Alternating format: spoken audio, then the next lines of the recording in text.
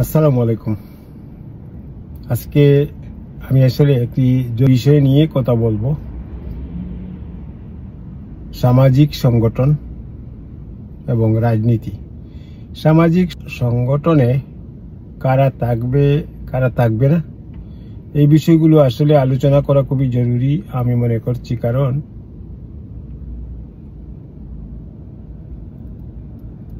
আমি যদি এইসব আলোচনা না করি তাহলে আমার নিজের বিবেকের কাছে আমার মনে হচ্ছে আমি কোথাও যেন আটকে যাচ্ছি। কারণ সামাজিক সংগঠন এবং রাজনীতি দুটি ভিন্ন জিনিস। সামাজিক সংগঠন একটি ধারা আর রাজনীতি হলো একটি ধারা। সামাজিক সংগঠনের যে নেতৃত্ব সেটি একটি ধারায় পরিচালিত হয় এবং রাজনীতি আরেকটি ধারায় পরিচালিত হয়। সামাজিক সংগঠন তার নেতৃবৃন্দ যারা থাকেন তারা গ্রেড 1 বা লেভেল 1 লেভেলের মানুষগুলো সামাজিক সংগঠনের নেতৃত্ব দিয়ে থাকেন। সামাজিক সংগঠন যারা নেতৃত্ব দেন তারা হচ্ছেন সমাজের অনেক গুরুত্বপূর্ণ ব্যক্তি, অনেক মানুষের আকাঙ্ক্ষার একটি জায়গা। সামাজিক নেতৃত্ব যারা দেন তারা সমাজের দর্পণ, তারা একটি আয়নার মতো সামাজিক সংগঠনের নেতৃবৃন্দ যারা।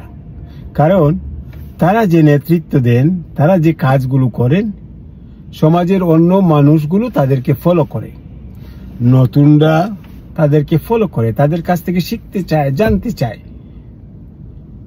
সামাজিক সংগঠনের নেতৃবৃন্দের কাজগুলো সমাজের অন্য মানুষগুলো খুব কাছে থেকে প্রত্যক্ষ করতে চায় এবং এখান থেকে তারা শিখতে চায়, জানতে চায়। এই জানার জায়গায়, এই শিখার জায়গায়, এই নেতৃত্বের জায়গায় গ্রেড 1 লেভেল 1 মানুষগুলোই এই নেতৃত্বে থাকতে হয়।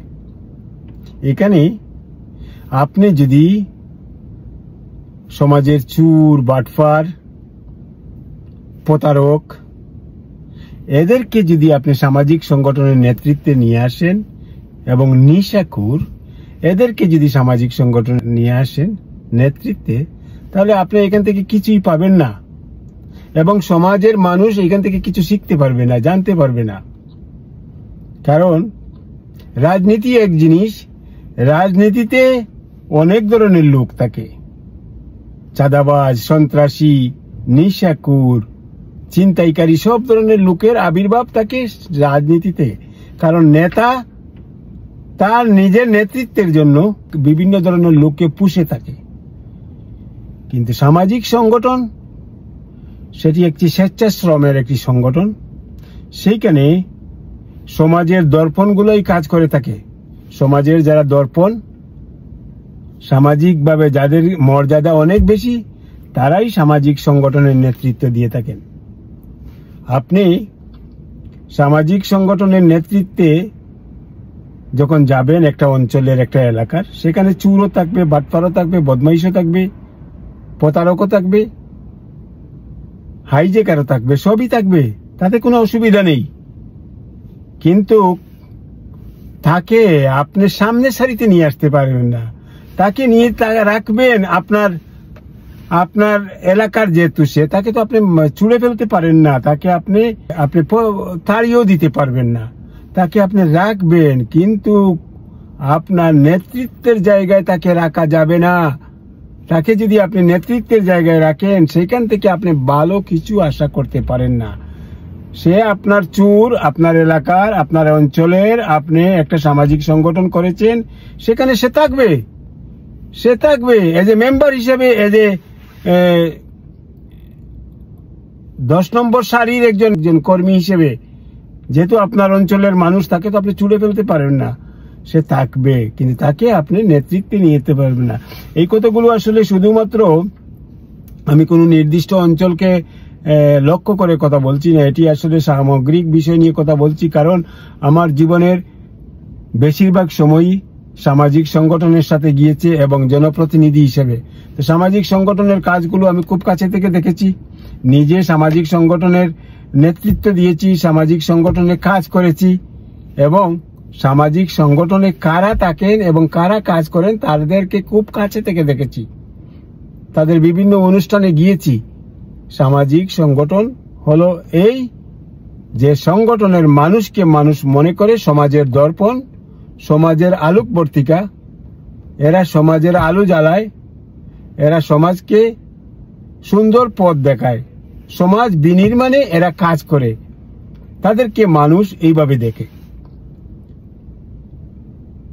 সামাজিক সংগঠনে এই বিষয়গুলো সবার মাথার মধ্যে থাকা উচিত। কারণ রাজনীতি এবং সামাজিক সংগঠনে দুইটা এক জায়গায় গুলিয়ে ফেললে হবে না, এই দুইটাকে দুই জায়গায় রাখতে হবে, দুইটাকে দুই প্ল্যাটফর্মে রাখতে হবে। সামাজিক প্ল্যাটফর্ম হচ্ছে কি একটি ভিন্ন একটি প্ল্যাটফর্ম, যেখানে নেতৃত্বের জায়গায় কোনো আপোষ করা যাবে না, যেখানে নেতৃত্বের জায়গায় আপনার গ্রেড 1 লেভেল 1 যে মানুষগুলো থাকবে তাদেরকে আপনি নেতৃত্বে নিয়ে আসতে হবে, সে যেই হোক। কারণ তাদেরকে নেতৃত্বে যদি আপনি না আনেন তাহলে সমাজের মানুষ কি শিখবে, কি জানবে? তো সেই জায়গায় আমি যে কথাটি বলতে চাই, এটি সামগ্রিকভাবে সকল মানুষের উদ্দেশ্যে আমি এই কথাই বলতে চাই। নতুন প্রজন্ম যারা, তারাও শিখবে, জানবে যে একটি সামাজিক সংগঠন কিভাবে সৃষ্টি হয়। সামাজিক সংগঠন কোনো সন্ত্রাসী দিয়ে সৃষ্টি হয় না, সামাজিক সংগঠন কোনো চাঁদাবাজকে দিয়ে সৃষ্টি হয় না, সামাজিক সংগঠন কোনো নেশাখোর দিয়ে হয় না, সামাজিক সংগঠন কোনো পকেট চোর দিয়ে হয় না, সামাজিক সংগঠন কোনো ছিনতাইকারী দিয়ে হয় না। সামাজিক সংগঠন হতে হবে সমাজের দর্পণ দিয়ে। সমাজের দর্পণ, যাদেরকে মানুষ অনুসরণ করে, যাদেরকে মানুষ ফলো করে, তাদেরকে দিয়ে সামাজিক সংগঠন গঠন করতে হয়। সেটি যুগ যুগে সেটি দেখে এসেছি। সামাজিক সংগঠন ওইরকম মানুষের অবস্থান থাকতে হয়। সন্ত্রাসী চাঁদাবাজি যদি আপনার অঞ্চলের থাকে আর আপনি সেই এলাকার সামাজিক সংগঠন করেন, অসুবিধা তো নাই, সে থাকবে, কিন্তু তাকে নেতৃত্বে নিয়ে আসা যাবে না। কারণ নেতৃত্বে নিয়ে আসলে পুরো জায়গাটি সে পচিয়ে দেবে, পুরো টিমটাকে সে পচিয়ে দেবে। এই জিনিসটি সবার মধ্যে থাকা উচিত। সবাই এই জিনিসটি চিন্তা করবেন। যারা আমাকে ফলো করেন, যারা আমাকে ভালোবাসেন, তারা অন্ততপক্ষে এই জিনিসটি আমার কাছ থেকে আজকের বক্তব্যের মাধ্যমে অন্ততপক্ষে জানতে পারবেন বা পেরেছেন। কারণ আমার বেশ কয়েকদিন ধরে মনে হচ্ছে এই কথাগুলো বলা দরকার। কারণ এই বিষয়গুলিতে অনেকেরই অজ্ঞতা আছে, অনেকেরই অন্তঃসার শূন্য জ্ঞান আছে, এই বিষয়গুলোতে অনেকেরই ধারণা নেই। সেই কারণে আমার মনে হয়েছে এই বিষয়ে ধারণা দেওয়া দরকার। কারণ সামাজিক সংগঠন করতে হলে গ্রেড 1 লেভেল 1 মানুষ দিয়ে সামাজিক সংগঠনের নেতৃত্ব করতে হয়।